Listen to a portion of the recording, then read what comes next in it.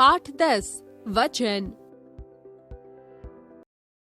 चिड़िया उड़ गई, चिड़िया उड़ गई। बच्चा गेंद खेल रहा है, बच्चे गेंद खेल रहे हैं। घोड़ा दौड़ रहा है, घोड़े दौड़ रहे हैं। चिड़िया, बच्चा तथा घोड़ा शब्द अपने एक होने का बोध करा रहे हैं, जबकि चिड़िया, बच्चे तथा घोड़े शब्द अपने को अनेक होने का बोध करा रहे हैं।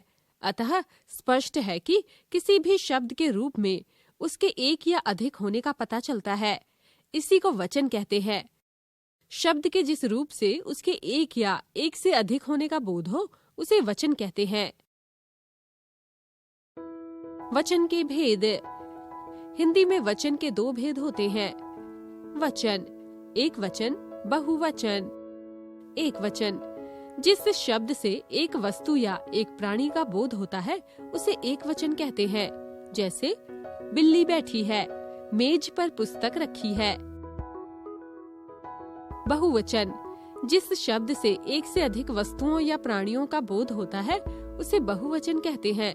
जैसे बिल्लियां बैठी हैं, मेज पर पुस्तकें रखी हैं। आदर सूचक शब्दों में एक वचन के लिए क्रिया के बहुवचन रूप का प्रयोग किया जाता है।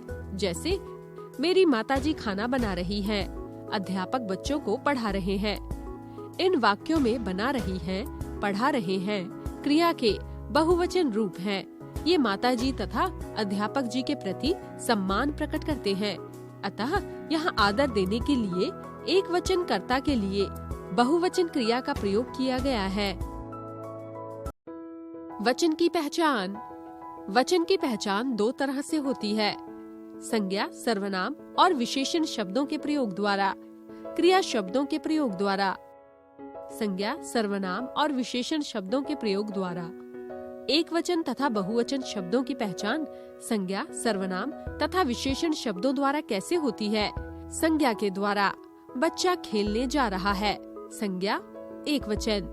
बच्चे खेलने जा रहे हैं, संज्ञा बहुवचन। सर्वनाम के द्वारा। वह बंदर पेड़ पर बैठा है, सर्वनाम एक वचन। वे बंदर पेड़ पर बैठे हैं, सर्वनाम बहुवचन। विशेषण के द्वारा। कच्चा आम मेज पर रखा है, विशेषण एक वचन। कच्चे आम मेज पर रखे हैं, विशेषण बहुवचन। क्रिया शब्दों द्वारा वचन की पहचान संज्ञा, सर्वनाम तथा विशेषण के द्वारा।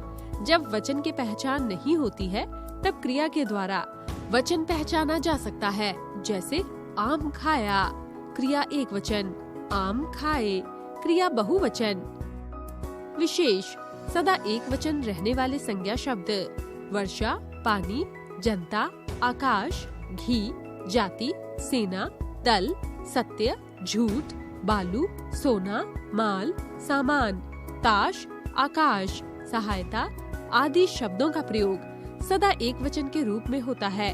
सदा बहुवचन रहने वाले संज्ञा शब्द आंसू, होश, दर्शन, प्राण, हस्ताक्षर आदि शब्दों का प्रयोग सदा बहुवचन के रूप में होता है। वचन परिवर्तन। हर भाषा में एक वचन से बहुवचन बनाने के कुछ नियम होते हैं। हिंदी में एक वचन से बहुवचन बनाने के मुख्य नियम निम्नवत है। एक वचन शब्दों का बहुवचन में परिवर्तन।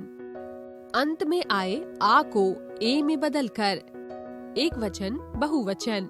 छाता, छाते, लड़का, लड़के, गमला, गमले, तोता, तोते, गधा, गधे, चीता, चीते, रास्ता, रास्ते, मुर्गा, मुर्गे, जूता, जूते, घोड़ा, घोड़े, कुत्ता, कुत्ते, दोहा, दोहे, मेला, मेले, संतरा, संतरे, कुर्ता, कुर्ते, केला, केले, बेटा, बेटे, रुपया, रुपए, पोता, पोते, बच्चा, बच्चे, भाला, भाले, तारा, तारे, गमला, गमले, गाना, गाने, ताला, ताले, चेला, चेले, पंखा, पंखे, पन्ना, पन्ने, घड़ा, घड़े, पत्ता, पत्ते।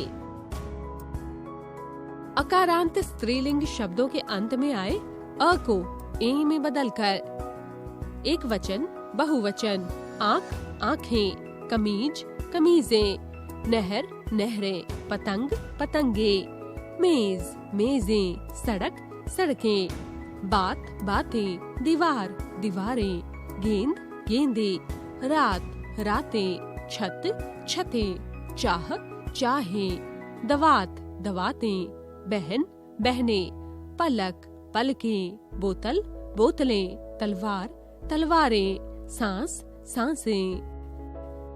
आकारांत, उकारांत तथा औकारांत स्त्रीलिंग शब्दों के साथ ए जोड़कर अंत में आए ऊ को ऊ में बदलकर। एक वचन बहुवचन, कन्या कन्याएं, लेखिका लेखिकाएं, सेना सेनाएं, कला कलाएं, वधू वधुएं, घटा घटाएं, माला मालाएं, शाखा शाखाएं, कविता कविताएं, कथा कथाएं, माता माताएं, भाषा भाषाएं, महिला महिलाएं, लता लताएं, गाथा गाथाएं।